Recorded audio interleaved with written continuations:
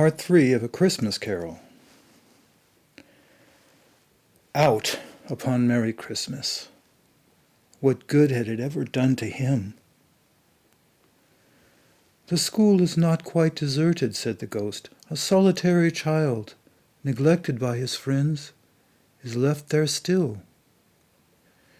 Scrooge said he knew it, and he sobbed. They left the high road by a well-remembered lane and soon approached a mansion of dull red brick, with a little weathercock-surmounted cupola on the roof, and a bell hanging in it. It was a large house, but one of broken fortunes, for the spacious offices were little used, their walls were damp and mossy, their windows broken, and their gates decayed. Fowls clucked and strutted in the stables, and the coach-houses and sheds were overrun with grass. Nor was it more retentive of its ancient state within, for entering the dreary hall and glancing through the open doors of many rooms, they found them poorly furnished, cold and vast. There was an earthy savor in the air, a chilly bareness in the place, which associated itself somehow with too much getting up by candlelight, and not too much to eat. They went, the ghost and Scrooge, across the hall to a door at the back of the house. It opened before them and disclosed a long, bare, melancholy room, made barer still by lines of plain deal forms and desks. At one of these a lonely boy was reading near a feeble fire, and Scrooge sat down upon a form and wept to see his poor forgotten self as he used to be. Not a latent echo in the house, not a squeak and scuffle from the mice behind the paneling, not a drip from the half-thawed waterspout in the dull yard behind, not a sigh among the leafless boughs of one despondent poplar, not the idle swinging of an empty storehouse door, no, not a clicking in the fire, but fell upon the heart of Scrooge with a softening influence, and gave a freer passage to his tears. The spirit touched him on the arm and pointed to his younger self, intent upon his reading. Suddenly a man in foreign garments, wonderfully real and distinct to look at, stood outside the window with an axe stuck in his belt and leading by the bridle an ass laden with wood. "Why, it's Ali Baba!" Scrooge exclaimed in ecstasy. "It's dear old honest Ali Baba. Yes, I know. One Christmas time, when yonder solitary child was left here all alone, he did come, for the first time just like that. Poor boy. And Valentine," said Scrooge, "and his wild brother Orson, there they go. And what's his name, who was put down in his drawers asleep at the gate of Damascus, don't you see him? And the Sultan's groom turned upside down by the genie. There he is upon his head. Serve him right, I'm glad of it. What business had he to be married to the princess?" To hear Scrooge expending all the earnestness of his nature on such subjects, in a most extraordinary voice between laughing and crying, and to see his heightened and excited face, would have been a surprise to his business friends in the city indeed. "There's the parrot," cried Scrooge, "green body and yellow tail, with a thing like a lettuce growing out the top of his head. There he is, poor Robin Crusoe, he called him, when he came home again after sailing round the island. Poor Robin Crusoe! Where have you been, Robin Crusoe? The man thought he was dreaming, but he wasn't. It was a parrot, you know. There goes Friday running for his life to the little creek. Holla, whoop, halloo!" Then, with a rapidity of transition very foreign to his usual character, he said in pity for his former self, "Poor boy," and cried again. "I wish," Scrooge muttered, putting his hand in his pocket and looking about him after drying his eyes with his cuff, "but it's too late now." "What's the matter?" asked the spirit. "Nothing," said Scrooge. "Nothing. There was a boy singing a Christmas carol at my door last night. I should like to have given him something, that's all." The ghost smiled thoughtfully and waved his hand, saying as it did so, "Let us see another Christmas." Scrooge's former self grew larger at the words, and the room shrunk, became a little darker and more dirty. The panels shrunk, and the windows cracked. Fragments of plaster fell out of the ceiling, and the naked laths were shown instead. But how all this was brought about, Scrooge knew no more than you do. He only knew that it was quite correct, that everything had happened so. That there he was, alone again, when all the other boys had gone home for the jolly holidays. He was not reading now, but walking up and down despairingly. Scrooge looked at the ghost with a mournful shaking of his head, glanced anxiously towards the door. It opened, and a little girl, much younger than the boy, came darting in and putting her arms around his neck, and often kissing him, addressing him as her dear, dear brother. "I have come to bring you home, dear brother," said the child, clasping her tiny hands and bending down to laugh. "To bring you home, home, home." "Home, little Fan?" returned the boy. "Yes," said the child, brimful of glee. "Home for good and all. Home forever and ever. Father is so much kinder than he used to be. That home's like heaven. He spoke so gently to me one night when I was going to bed, that I was not afraid to ask him once more if you might come home, and he said, yes, you should, and sent me in a coach to bring you. And you're to be a man," said the child, opening her eyes, "and are never to come back here, but first we're to be together all the Christmas long, and have the merriest time in the world."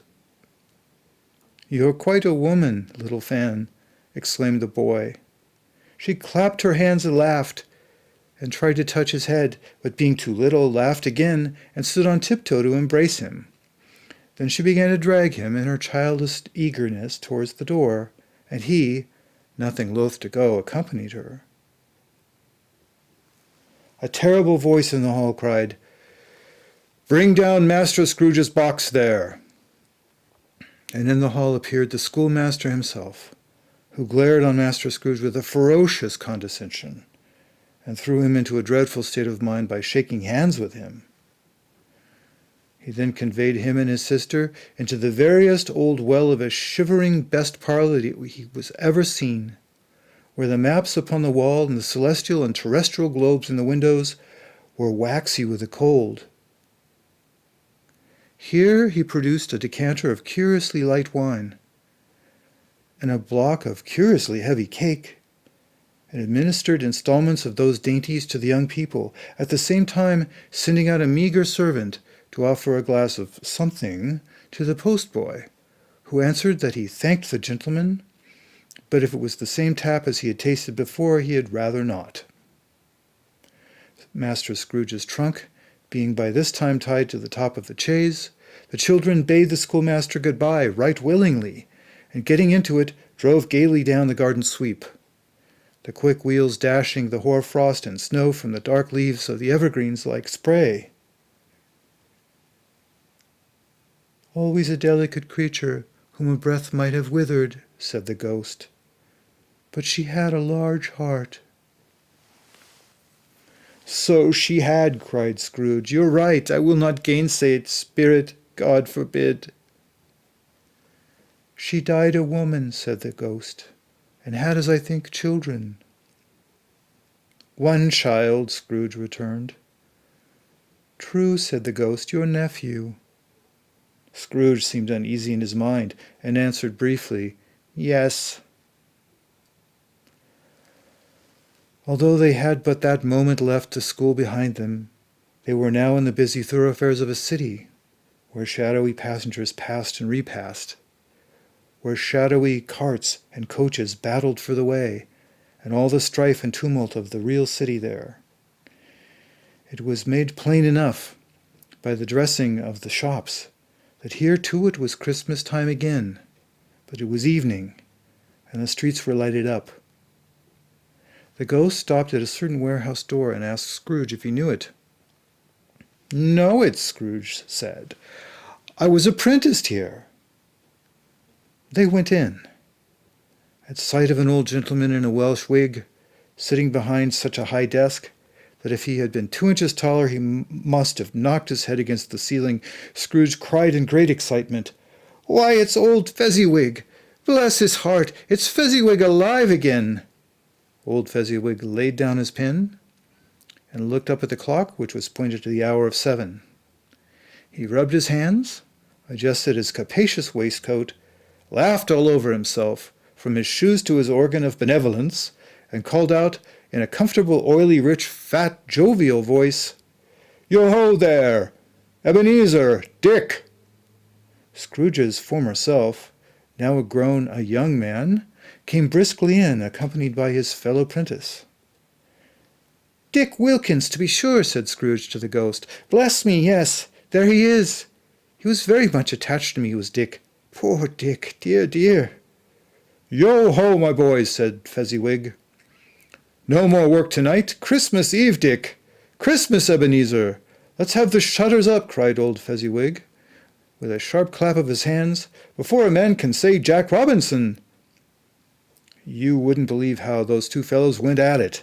They charged into the street with the shutters, 1, 2, 3, had 'em up in their places, 4, 5, 6, barred 'em and pinned 'em, 7, 8, 9, and came back before you could have got to 12, panting like racehorses. "Hilly-ho!" cried old Fezziwig, skipping down from the high desk with wonderful agility. "Clear away, my lads, and let's have lots of room here. Hilly-ho, Dick! Cheer up, Ebenezer!" Clear away! There was nothing they wouldn't have cleared away, or couldn't have cleared away, with old Fezziwig looking on. It was done in a minute. Every movable was packed off, as if it were dismissed from public life for evermore. The floor was swept and watered, the lamps were trimmed, the fuel was heaped upon the fire, and the warehouse was as snug and warm and dry and bright as a ballroom, as you would desire to see upon a winter's night.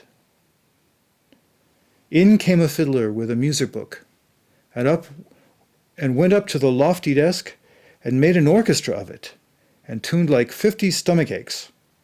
In came Mrs. Fezziwig, one vast substantial smile. In came the 3 Miss Fezziwigs, beaming and lovable. In came the 6 young followers whose hearts they broke. In came all the young men and women employed in the business. In came the housemaid with her cousin, the baker. In came the cook with her brother's particular friend, the milkman. In came the boy from over the way, who was suspected of not having board enough from his master, trying to hide himself behind the girl from next door but one, who was proved to have had her ears pulled by her mistress.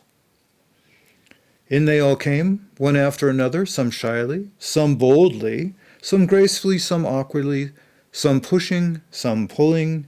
In they all came anyhow and everyhow. Away they all went, 20 couple at once, hands half round and back again the other way, down the middle and up again, round and round in various stages of affectionate grouping, old top couple always turning up in the wrong place, new top couples starting off again, as soon as they got there, all top couples at last, and not a bottom one to help them. When this result was brought about, old Fezziwig, clapping his hands to stop the dance, cried out, "Well done!" and the fiddler plunged his hot face into a pot of porter, especially provided for that purpose. But scorning rest, upon his reappearance, he instantly began to play again, though there were no dancers yet, as if the other fiddler had been carried home exhausted on a shutter, and he were the brand new man resolved to beat him out of sight or perish.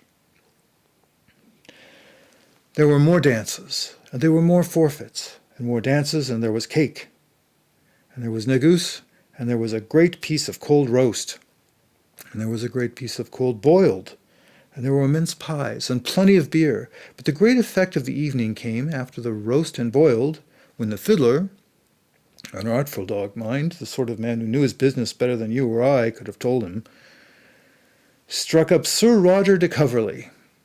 Then old Fezziwig stood out to dance with Mrs. Fezziwig.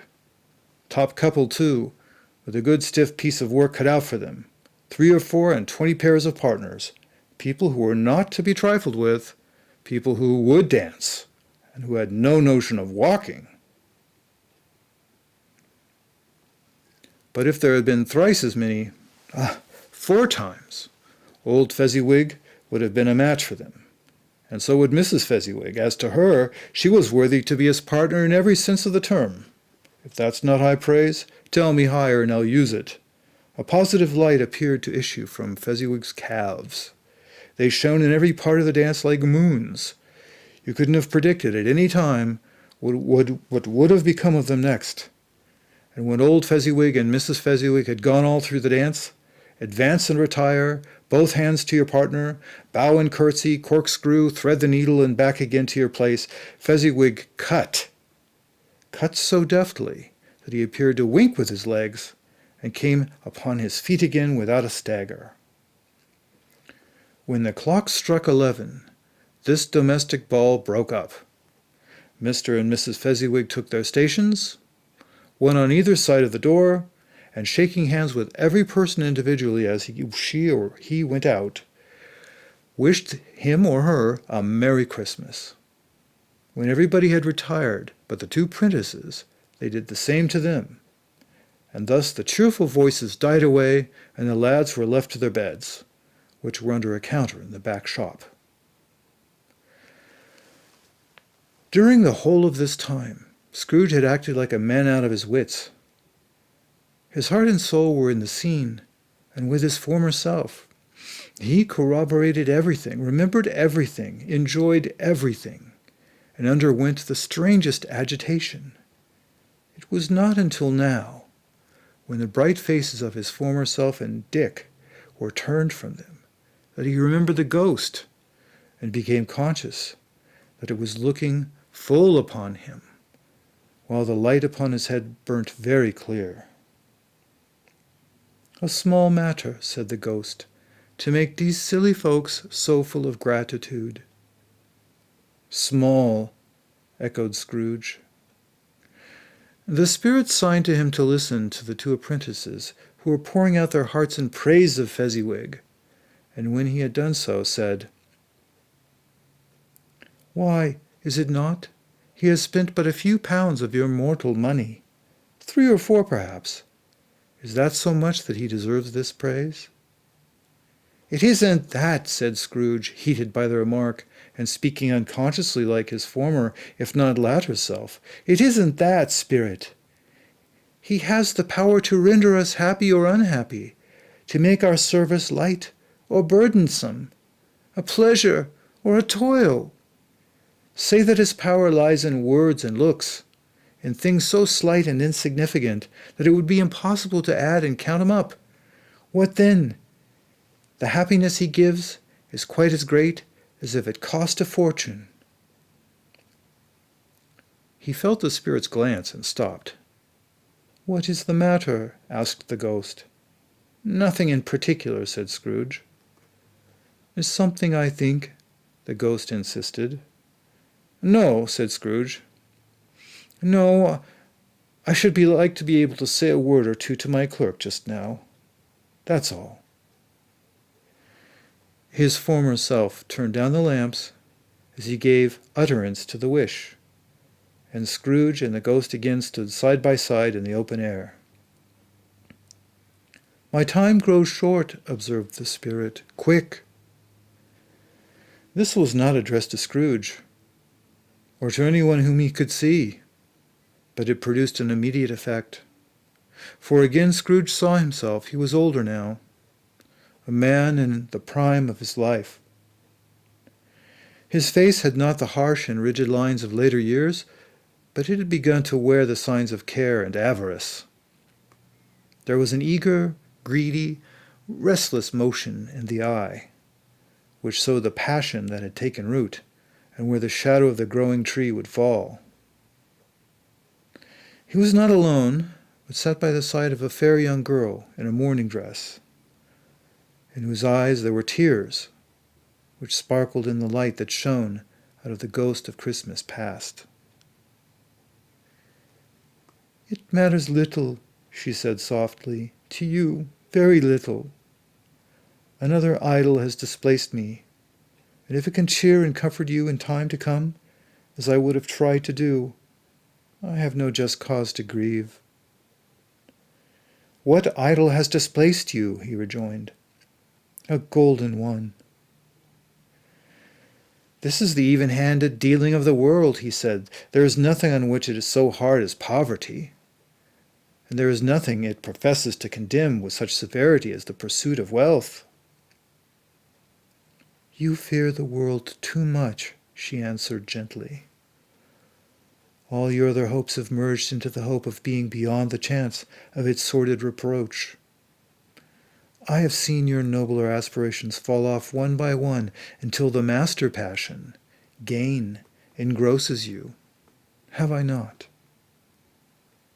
What then? He retorted. Even if I have grown so much wiser, what then? I am not changed towards you.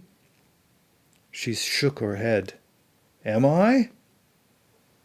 Our contract is an old one. It was made when we were both poor and content to be so, until in good season we could improve our worldly fortune by our patient industry. You are changed. When it was made, you were another man. I was a boy, he said impatiently. Your own feeling tells you that you are not what you are, she returned. I am. That which promised happiness when we were one in heart is fraught with misery now that we are two. How often and how keenly I have thought of this, I will not say. It is enough that I have thought of it, and can release you. Have I ever sought release? In words, no, never. In what then? In a changed nature, in an altered spirit, in another atmosphere of life, another hope as its great end, in everything that made my love of any worth or value in your sight.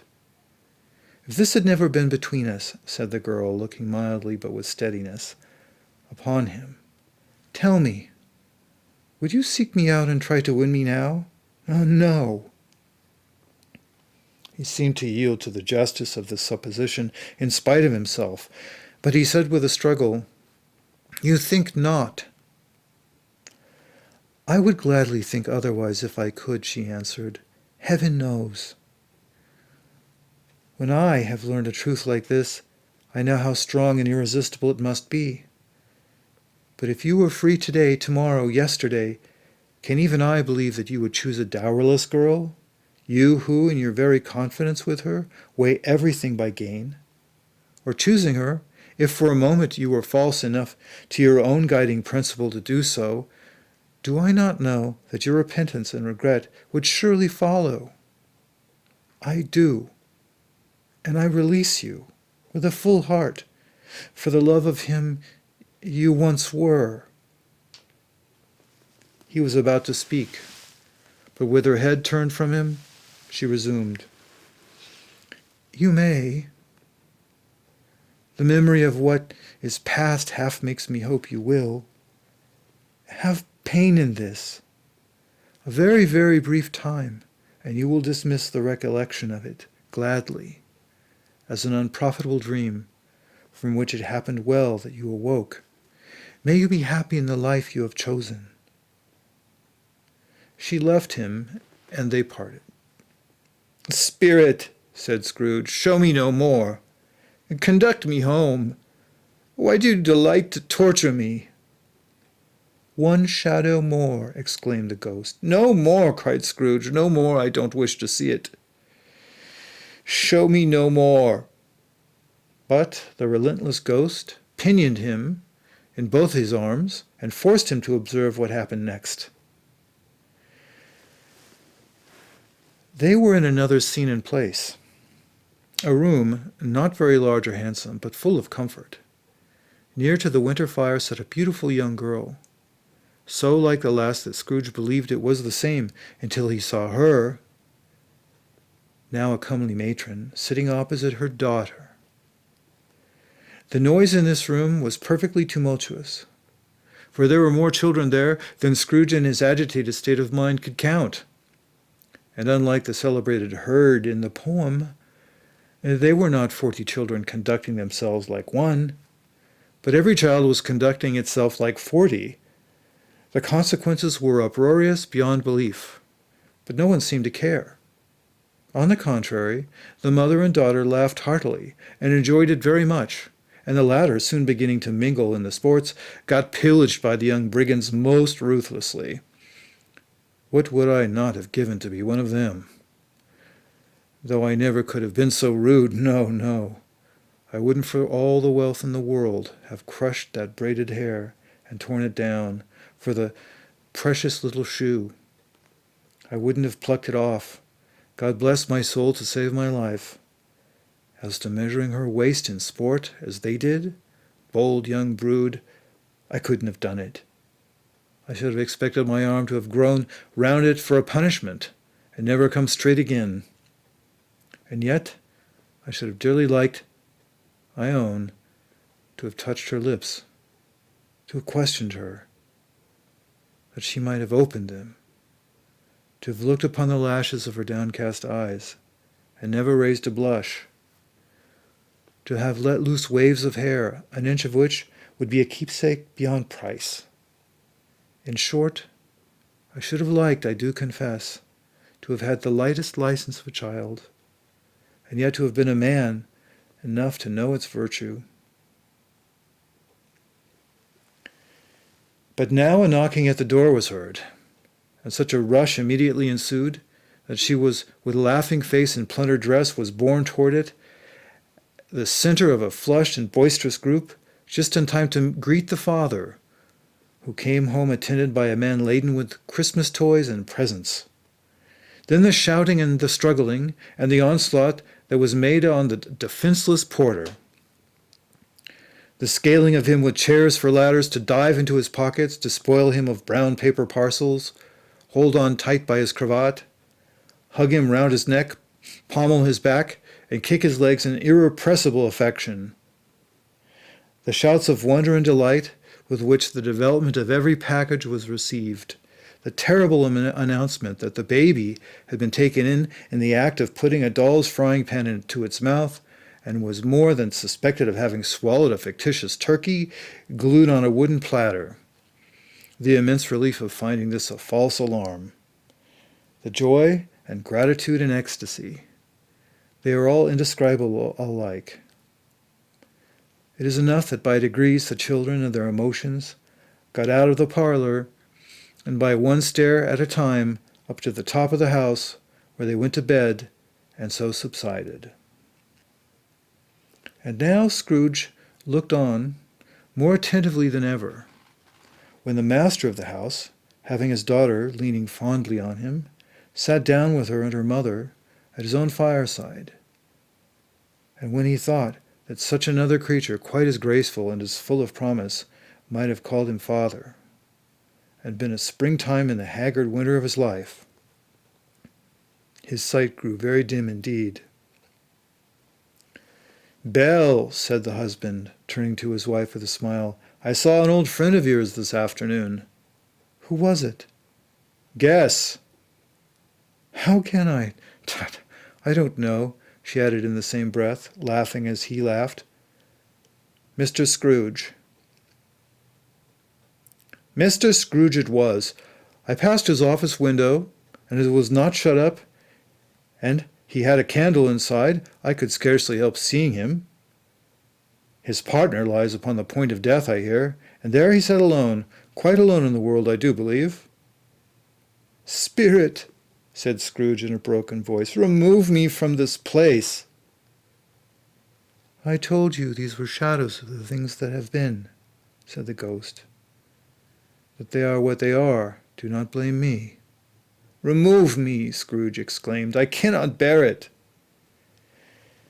He turned upon the ghost, and seeing that it looked upon him with a face, in which some strange way there were fragments of all the faces it had shown him, wrestled with him. "Leave me. Take me back. Haunt me no longer." In the struggle, if that can be called a struggle in which the ghost, with no visible resistance on its own part, was undisturbed by any effort of its adversary, Scrooge observed that its light was burning high and bright, and dimly connecting that with its influence over him, he seized the extinguisher cap, and by a sudden action pressed it down upon his head. The spirit dropped beneath it, so that the extinguisher covered its whole form. But though Scrooge pressed it down with all of his force, he could not hide the light, which streamed from under it in an unbroken flood upon the ground. He was conscious of being exhausted and overcome by an irresistible drowsiness, and further, of being in his own bedroom. He gave the cap a parting squeeze, in which his hand relaxed, and had barely time to reel to bed before he sank into a heavy sleep. This has been segment 3 of A Christmas Carol.